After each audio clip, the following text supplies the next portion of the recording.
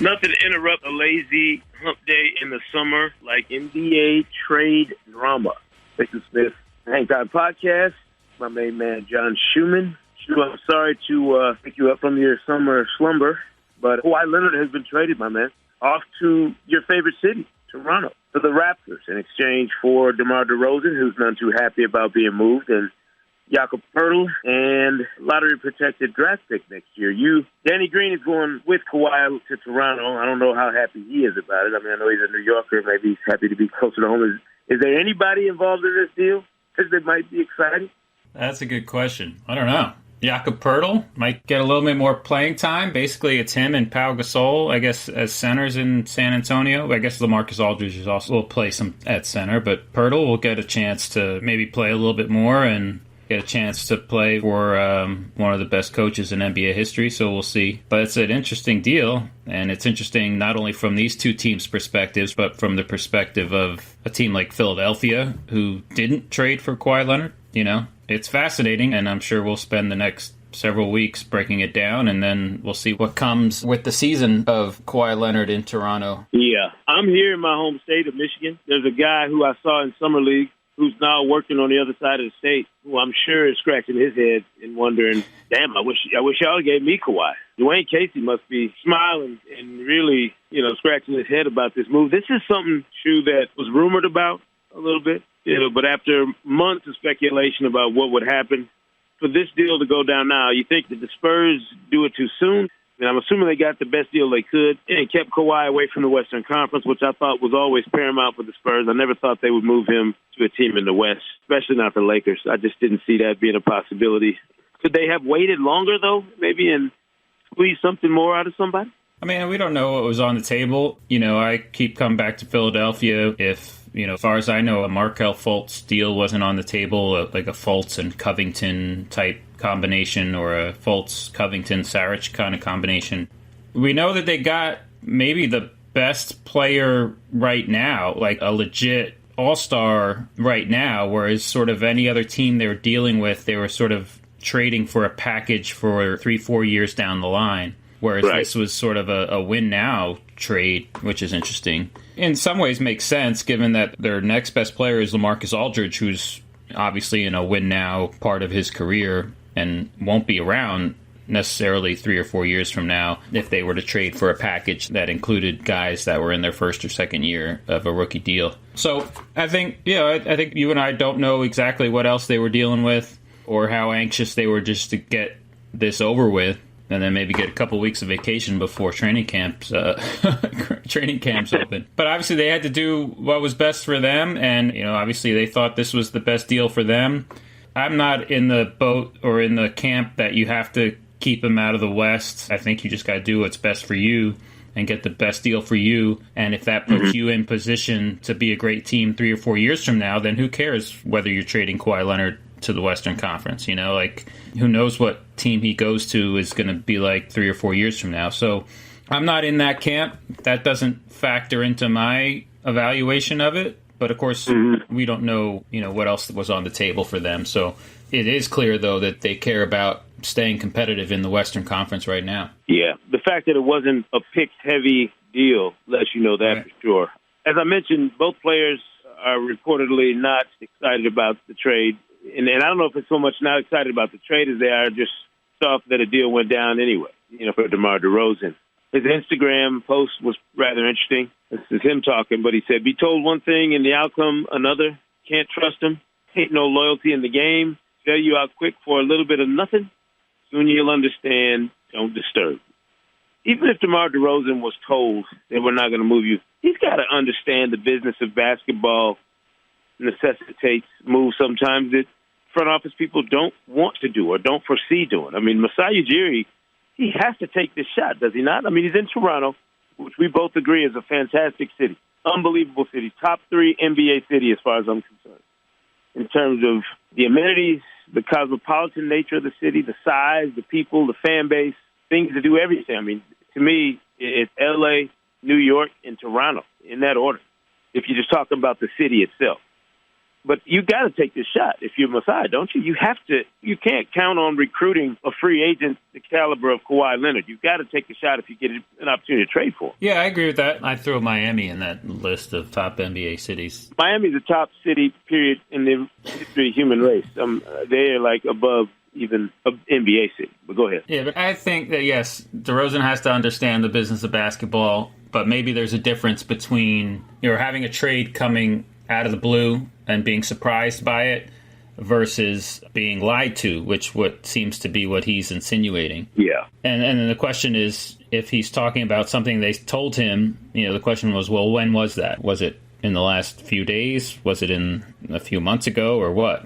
So again, we're not on the inside of that conversation either, so it wouldn't be really fair to speculate. But I think, there's a difference between being surprised by a trade and then having a trade be exactly the opposite of what maybe they told you previously. So, I think he's got an opportunity, though, in San Antonio to compete in the West and to still be one of the best shooting guards in the league and to play for Popovich, who's also the Olympic coach. I think he'll get over it at some point. I think he's a smart guy and will see this as an opportunity to do something new. I think he did definitely have some loyalty to Toronto, and there's guys that I think value being with one team over the course of his career. We know that DeRozan is a Kobe Bryant acolyte, and Kobe stayed one team for his entire career. So maybe that enters his head as far as his feelings towards being traded. Yeah. All right, we'll rapid fire with you. I'm going to ask you a few quick questions to issue, and we'll see what you think. First, how does Kawhi fit in with the Raptors? And in my mind, he fits in pretty much everywhere because he can play both ends the way he does. But how do you think he fits specifically with the Raptors? It's a good question. We didn't see him all of last year, and he played 9 games, right? So, we're talking about how he was playing, to try to think about it. We have to think about how he was playing 2 years ago. And I posted those highlights on Twitter, by the way. It's pretty impressive. Yeah. So check it out. And we also have to assume that he's healthy, right? Is he the same player? He's a better three-point shooter than DeRozan was, so it gives them a little bit more spacing. I do think, DeRozan is better at creating offense by himself, but of course there's a huge upgrade on the defensive end of the floor. And I think, when you put Kyle Lowry, Danny Green, Kawhi Leonard, OG Anunoby, and either Serge Ibaka or Pascal Siakam on the floor, you've got an incredible defensive unit. And so I think that's where this team can be really, really good. They have a ton of versatility. You have Ibaka and Siakam that can play small ball 5. You've got Leonard and Anunoby that can slide over to the 4 and bring in CJ Miles for additional shooting. They have a solid 10-man rotation, and not that they didn't last year, but I think they just got a ton of shooting, a ton of versatility. I think this team could be really, really good, and I think it's basically they're all in for this coming season, and maybe they're as good as the Celtics. Maybe they're right there with Boston going forward for at least this season, and then we see what happens after that, but they could be really, really good. All right. How big a risk is this for Masai? For the Raptors to... I don't think it's that big a risk, personally. I think it's relatively low. But what do you say? I'm not in the boat where, we can just break it down after this. But, why do you want to break it down? You've been so successful. You've been one of the 2 or 3 best teams in the Eastern Conference for the last 5-6 years. Why do you want to break that down? I do see, the ceiling is raised, I think, for this coming season. But then the floor is lowered beyond that. So that's not necessarily a positive. So I think there is some risk. I probably see a little bit more risk than you do.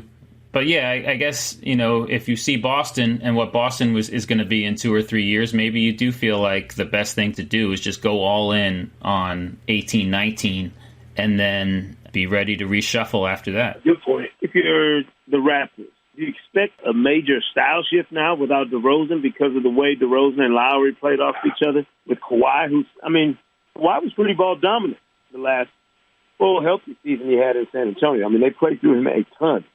Does that change the way the Raptors play with Nick Nurse in charge now and not with Casey? How does this affect the way the Raptors are going to play style? I think the way they play this coming season versus opposed to last season is more about the coaching change than it is DeRozan versus for Leonard swap. I think this team's going to shoot a lot of threes. I think the ball's going to move pretty well. Leonard and Green were both part of that 2014 Spurs team that we loved so much, just the way the ball moved. I think Kyle Lowry has been, last year showed a greater willingness to get off the ball and give it up and let it move and not control it so much. Their success, again, is like it was last year, really is going to come down to guys, role players being able to make shots, and I think you should see some improvement from all those guys. Van Vliet, Anunoby, Siakam, they're all so young. Those guys are going to get better, and I think this is going to be sort of more of a collective team, more of an ensemble cast, I guess, than we've seen in the past with the ball dominance, although that, obviously, we saw a change in that this past season with the ball moving better. So right. I think they'll take a further step in that direction, I guess, is what I'm trying to say. Yeah. In a wild summer shoe that has changed the landscape, LeBron going to the Lakers, Paul George staying with Oklahoma City, all these different moves. Thinking about the Spurs, what does this do to the Spurs operation in terms of where they sit?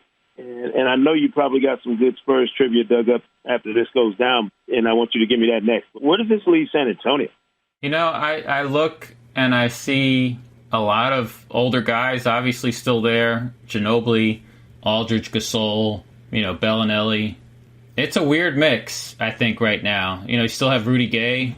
It is a weird mix. I'm sort of fascinated to see how they generate offense with this team that they have. I think they could still be an excellent defensive team. They're always good defensively. So I don't have my sort of worries about them on that end of the floor. But I still kind of worry about them generating offense. I guess DeRozan will give them what he's produced for Toronto in the past. The question is, what happens when he has to give up the ball? Is it just going to be too much isolation between him and Aldridge, too much mid-range between him and Aldridge to generate a top 10 offense? I mean, look, I had an executive tell me during Summer League in Vegas that we have to stop looking at these teams with all these young players and assuming that they're going to ascend to a championship level. He said, go back and look at the average age of the teams that are winning titles in this league. He said it's usually 26, to 30 and above, not 26 and younger. So the Spurs would have a team with an age profile shoe that would suggest they're going to be in the mix. But when you look around the West, they really look, even with DeRozan, like I don't think this moves them out of the place they were last year with Kawhi for only 9 games. I don't take them serious as a contender in the West. Well, I mean, you do have to think, though, they basically just swapped Danny Green for DeMar DeRozan in regard to last year. Yeah. Right? I mean, that looks like a positive. But a championship. I mean, you think that's not a championship? No. I mean, no. Like, the Golden State Warriors are still there and still have Steph Curry, Kevin Durant, Klay Thompson, and Draymond Green. So no, like, there's not a championship. But, they ranked 17th offensively last year, and they should take a step forward with the DeRozan for Danny Green swap. But I think spacing is still an issue. And, other teams are going to get better. Really, spacing is still an issue. Shooting is still an issue. And so I'm fascinated to see how it works. I think you should never really doubt this team. The defense will be there. But when they're competing against the best teams in the West, the best defensive teams in the West, the offense is going to be a problem. What does this do for LaMarcus Aldridge's confidence? Not having to worry about where you fit when Kawhi comes back anymore. Now maybe you're the number one option and the anchor for this team. Does this turn LaMarcus back into the all-star we saw when he was in Portland? I'll be interested to see how it works, the dynamic works between him and DeRozan, like just to see if they can play off each other at all or if it's really going to be like a my turn, your turn situation with those two guys. The good thing is that you can stagger their minutes, and so you can always have one of the two guys on the floor at all times, and so you can have at least one offense generator out there and never have really sort of like an ugly offensive unit out there at all, with nobody that can really create. So, I mean, you can always give the ball to Aldridge in the post, and you can always put the ball in DeRozan's hands and ask him to create, set a screen and go from there. Yeah. But yeah, when they're on the floor together, I'll be fascinated to see how do they work together, or is it just a my turn, your turn situation? Yeah. So what kind of trivia did you dig up on the Spurs? I know you had to start thinking about the Spurs after this deal goes down. They lose Tony Parker and Kawhi Leonard in the same summer. Crazy. Yeah, it's amazing. Two guys that have been there from the start, that have been there their whole careers. Ginobili's the last one left in that regard. And I think the whole Leonard situation, makes you appreciate Tim Duncan all the more. Just his, not that he was, beyond that he was one of the best players in the league or the one best players in NBA history on both ends of the floor, but just the way he held down San Antonio and was the rock for that team for so long, and a coachable player and one that, just set the example for 20 years. It's amazing.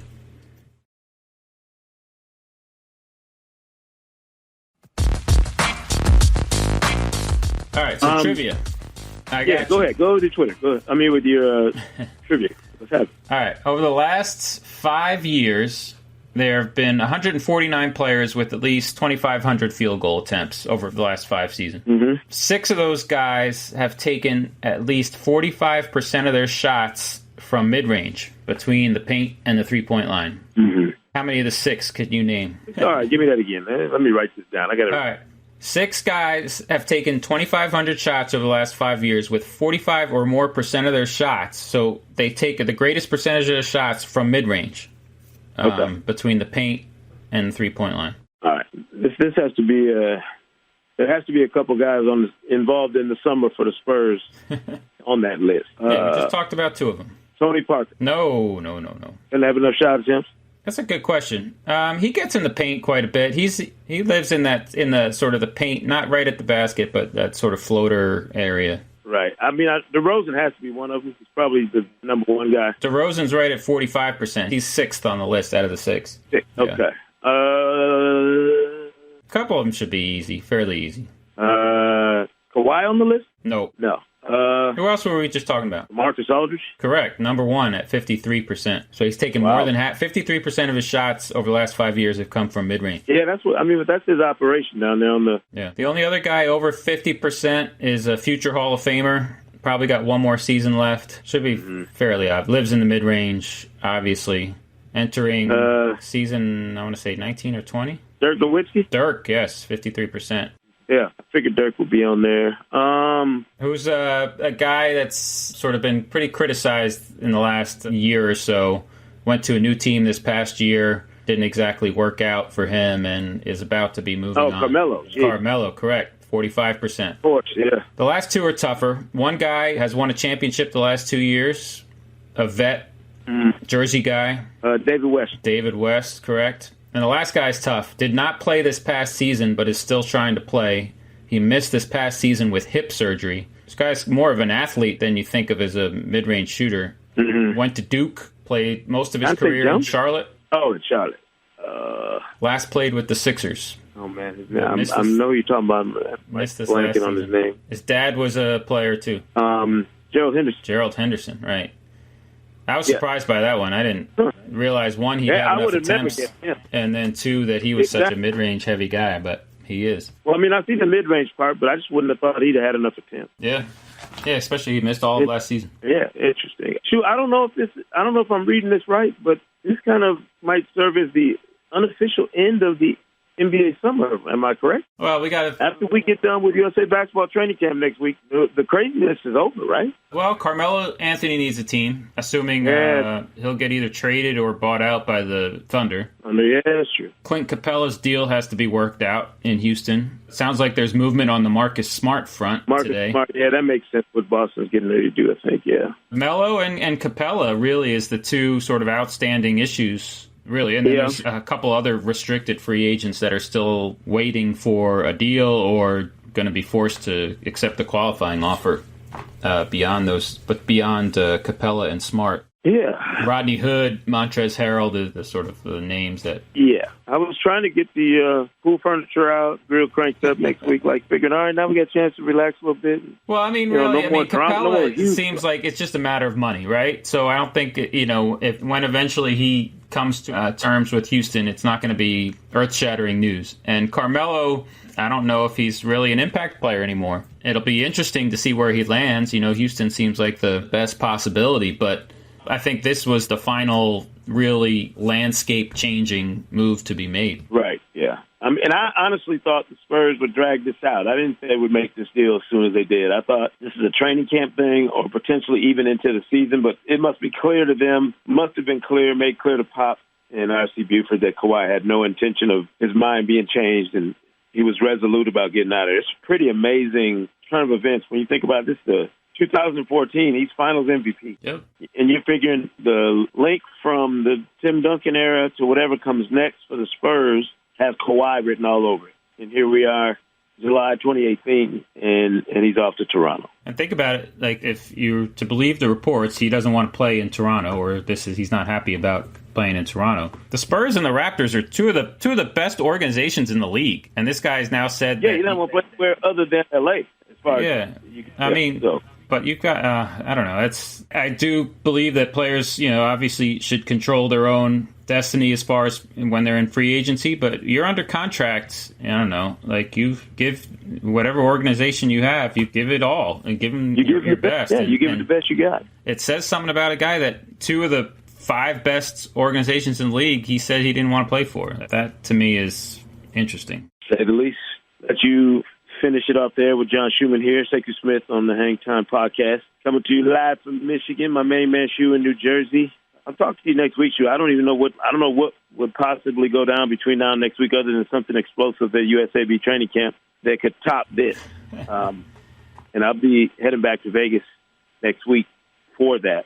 So I know Greg Popovich spoke today as we were taping this podcast, so it'll be very interesting to see what his words and thoughts were about this move and how it went down. Make sure you tune in to NBA TV. Stay locked in on NBA.com for all the latest news around the league. If you haven't already, be sure to subscribe to the Hang Time on Apple Podcasts for new episodes all off season long. Don't forget to leave a review. Chew, I appreciate you, my man. I will talk to you down the road, and we'll see everybody right here next week on the Hang Time Podcast. Thanks for listening to the Hang Time Podcast, and be sure to subscribe on Apple Podcasts for a new episode every Thursday this season. And as always, say Kuna Matata.